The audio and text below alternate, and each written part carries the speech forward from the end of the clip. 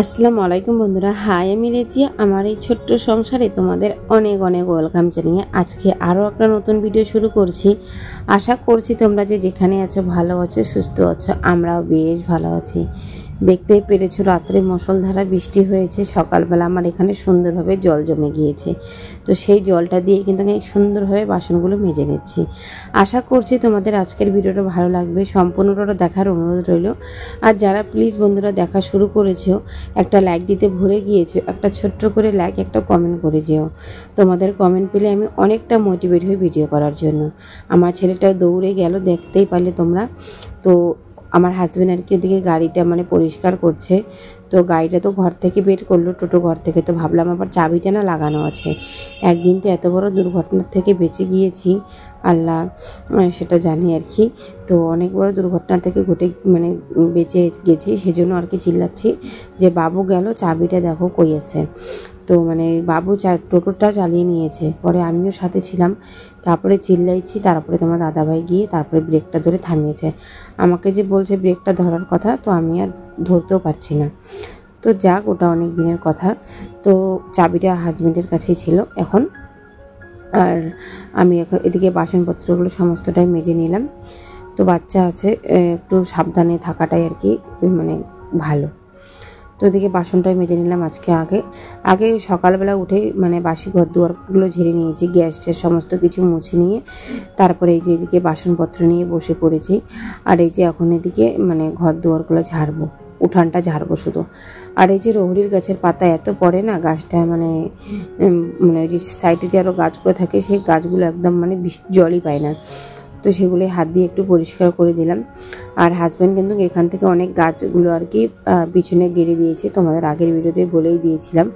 এখানে আরও অনেকগুলো গাছ আছে, ও দেখেই নেই, পরে দেখছে। আর ছোট ছোট অনেক গাছ আছে, তো সেগুলো আর কি বের করে নিয়ে আর একদিন গাড়তে হবে, উঠিয়ে নিয়ে। এদিকে কাজকর্ম হয়ে গেল, এখন ব্রাশ করবো, ব্রাশ করে আর পুচকুসোনাকেও ব্রাশ করিয়ে দেবো, তারপরে করে নেব চাই। তো তোমরা আমাকে যে ভালোবাসা দিচ্ছ, এভাবে ভালোবাসা দিও। সত্যি তোমাদের ভিডিও যে করি, তোমাদের কমেন্ট পেলে আমি অনেকটাই মোটিভেট হই। সেজন্য কিন্তু আমি নতুন নতুন আরও ভিডিও তোমাদের সাথে শেয়ার করার আমার আগ্রহ জাগে, যে যাক আমার বন্ধুরা আমার ভালোবাসে ভিডিওগুলো দেখছে, সেজন্য আমি আর একটু ভালো করে ভিডিওটা করার চেষ্টা করি। দেখো, ও বলে ব্রাশ করবে না, ওকে যে জোর জবরদস্তি করে ব্রাশ করিয়ে দিলাম, তারপরে আবার সুন্দর করে নিজেই করতে চাই আর কি। তো এখন পায়ে লাগছে, পায়ে থুথু লাগছে, ওর এখন পাটা ধুয়ে দাও। কি বলবো, খুব পিটপিটি আমার একটা ছেলে, জানো তো। কোনো কিছু লাগলে ওকে ধুয়ে দাও, কোনো নোংরা জিনিস ধরতে যাবে না, এমন একটা ওর পায়ে হাতে কোনো কিছু লাগলে তখনই ধুয়ে দাও। ওই যে ওখানে রান্না করি যে আমি, ওকে হাত পা যদি আমি ধুয়ে দিই, মাটি যদি লাগে হাতে পায়ে, ও বারবার বলবে ধুয়ে দাও ধুয়ে দাও, জানো না, বিরক্ত করে ফেলে আমাকে ওখানটায়। এখন ওকে মুখ ঠুক ধুয়ে আর কি আমরাও যাব, চা করব আমি আর কি। আর এদিকে হাজব্যান্ড গাড়ি পরিষ্কার করছে। ওর গাড়ি পরিষ্কার করতে অনেকটাই সময় লেগে যায়, জানি না কী যে করে, আমি কিছুই বুঝি না। আর ওদিকে বোতল টোতলগুলো সমস্তটাই বের করে রেখেছে জল আনবে বলে। তো আনলো না, কলের মধ্যে লোক ছিল সেজন্য। আমাদের এখানে একটা কল না, অনেক লোক হয়ে যায়, খুব প্রবলেম হয়ে যায় আর কি। এদিকে দেখো, চা বসাতে বসাতে ও এখানে হাজির হয়ে গেল, দুষ্টামিটাও শুরু হয়ে গেল। আর কালকে 1 কাপ চায় দুধ রেখেছি চা খাবো বলে সন্ধ্যাবেলা, তো দুধটা একদমই নষ্ট হয়ে গিয়েছে, ওই যে ঢাকাই গেছে,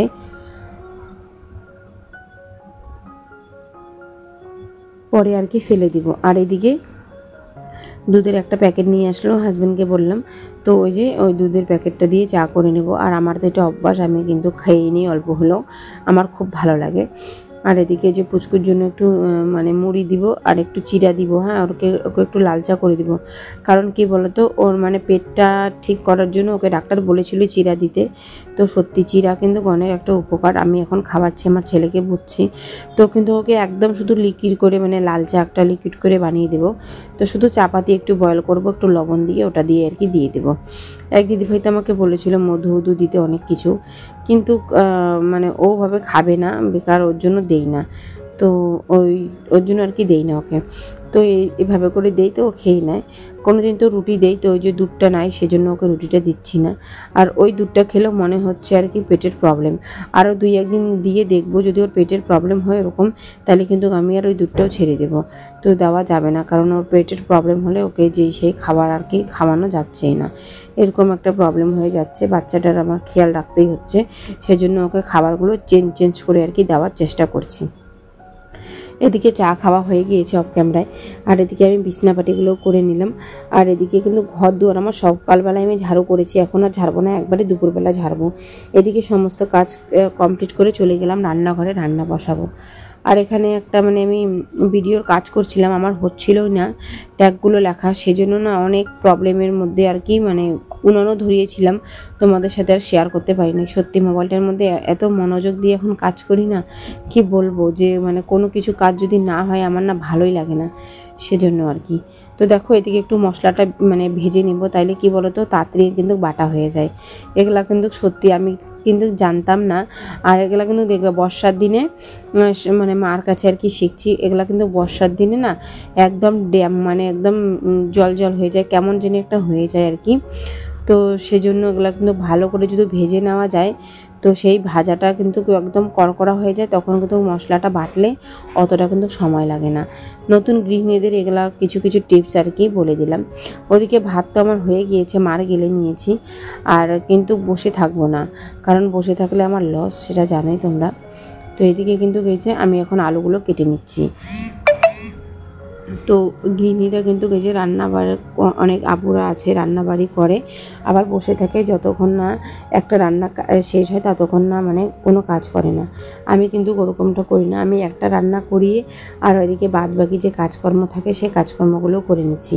এদিকে ভাত বসিয়ে মশলার জিনিসগুলো সমস্তটাই রেডি করে নিয়েছিলাম, বাইরে কাপড় জামা ছিল সেগুলোও মেলে দিয়েছি আর কি, তো সেটা তোমাদের সাথে শেয়ার করি নাই। তো শুধু রান্নাবাড়ি করলে তো হবে না, বাইরে এই যা কাজগুলো থাকে সেগুলো কিন্তু হতেই থাকবে, নাইলে কিন্তু এভাবে করে মানে কাজ আমাদের কোনোদিনও ফুরাবে না।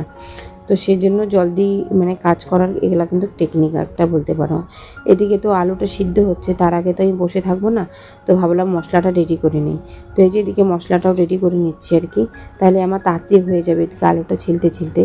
এভাবে করে আমি সংসারের কাজকর্মগুলো করে থাকি। আর ছোট বাচ্চা নিয়ে কাজ করি, সেটা তো তোমরা জানোই, যে ছোট বাচ্চা নিয়ে কাজ করলে অনেকটাই আর কি কষ্টও হয় আর অনেকটাও লেট হয়ে যায়। ওদিকে এখনও দেখছি আলুটা সিদ্ধ হয়নি, তো ভাবলাম তাহলে পেঁয়াজ আর লঙ্কাটা কেটে নিই।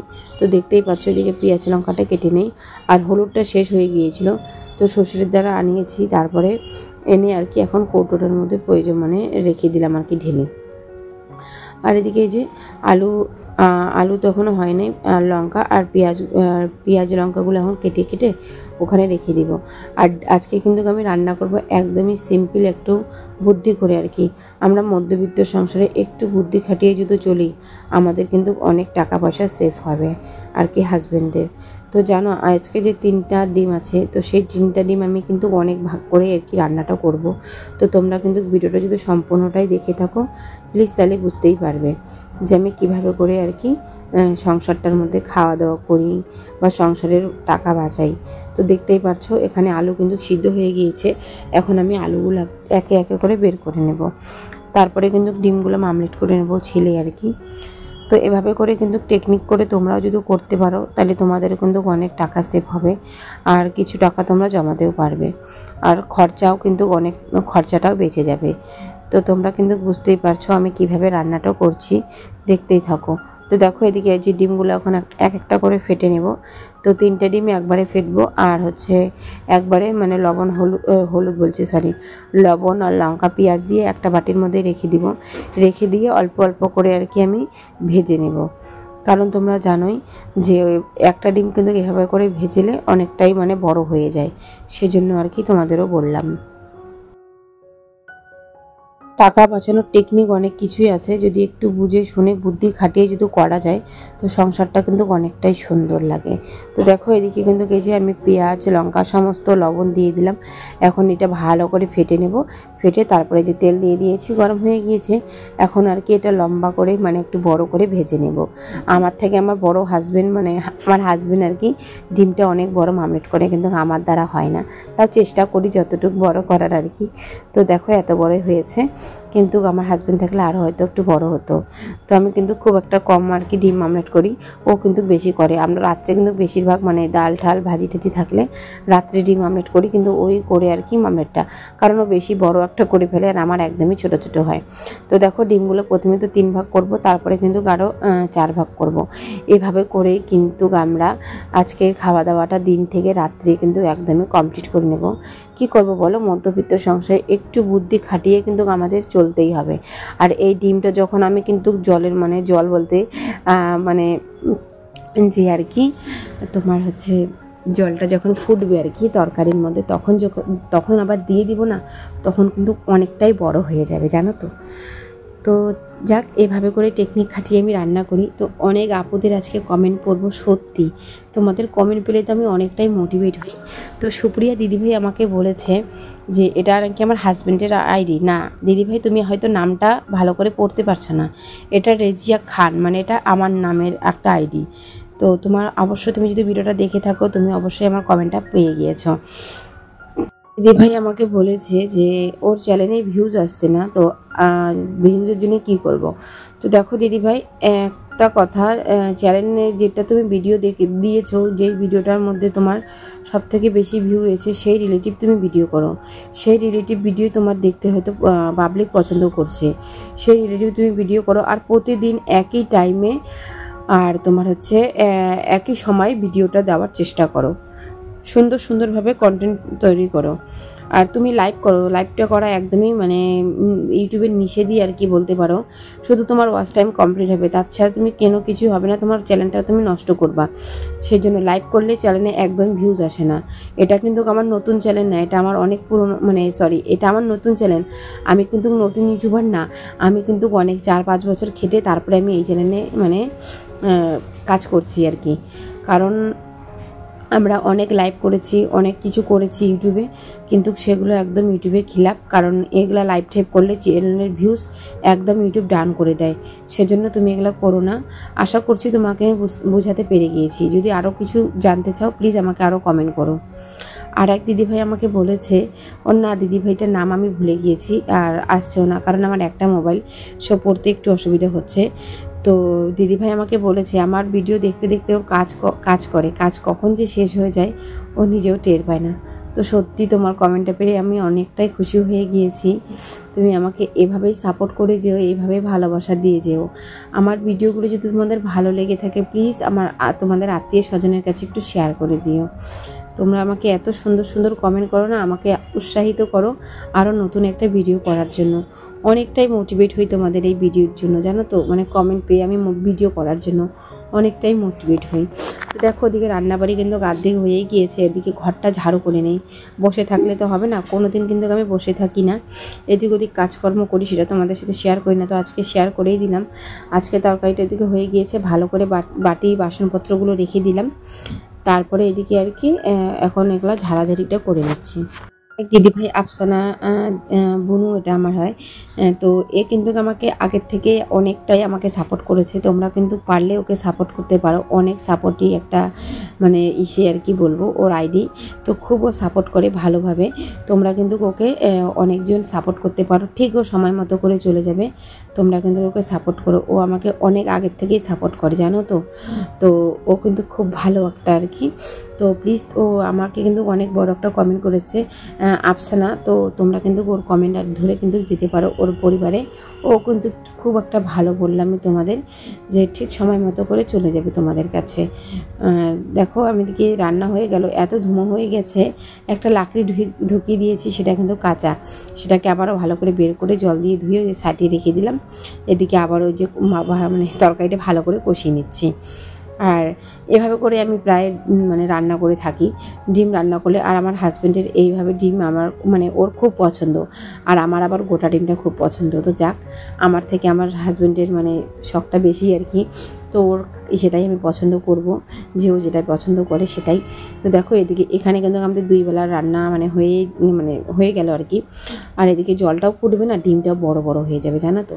তো সেই জন্য কিন্তু তোমরা এভাবে যদি টেকনিক করে রান্না করতে পারো না, টাকা পয়সা কি সব কিছু দিয়েই সেভ অনেকটাই পাবে। কত বড় ডিমটা হয়ে গেছে তোমরা কিন্তু যখন মানে দেখতেই পেলে আর কি। এদিকে এখন তরকারিগুলো ঢেলে নেবো আর কি, আর ঢেলেই রেখে দেবো, তারপরে আরও কাজকর্ম করার আছে। আর আজকে দেখো তরকারিটা জানি কেমন করে ঢেললাম, মানে অনেকটা তরকারি আবার পড়েই গিয়েছে জানো। তো গামলাটা ছোটো হয়ে গিয়েছে, আমি তো বুঝতেই পারিনি, নাহলে সসপ্যানটাই নিয়ে আসতাম। তো আমার ভিডিওগুলো তোমাদের কেমন লাগে অবশ্যই কিন্তু কমেন্টের মাধ্যমে জানাতে ভুলো না। তোমরা সবাই ভালো থেকো, সুস্থ থেকো। কালকে আবারও ঠিক নতুন ভিডিওর সাথে ঠিক দুপুর 2টোর সময় দেখা হচ্ছে। আল্লাহ হাফিজ। খেয়াল রাখো নিজের, ঠিক দুপুর 2টোর সময় কালকে